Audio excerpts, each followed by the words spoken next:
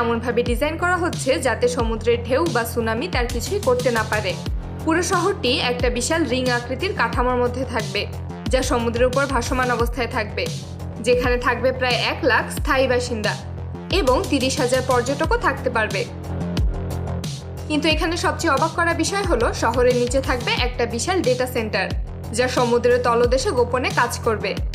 এই বিশালাকার ভাসমান শহরটি সমুদ্রের উপর ভাসবে, এক দেশ থেকে অন্য দেশে যেতে পারবে এবং এর আকৃতি হবে একটা বিশাল কচ্ছপের মতো। এর দৈর্ঘ্য হবে 550 মিটার এবং প্রস্থ 610 মিটার।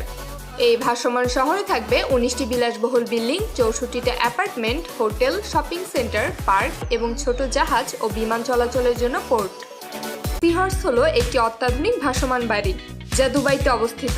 এই বাড়ির 3টি পার্ট, একটি পানির নিচে, একটি সমুদ্রের উপরে এবং একটি ছাদের উপরে।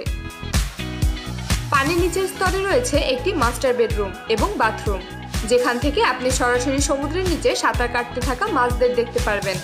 এই বাড়িটাকে মূলত মিলিনিয়ারদের জন্য বানানো হয়েছে।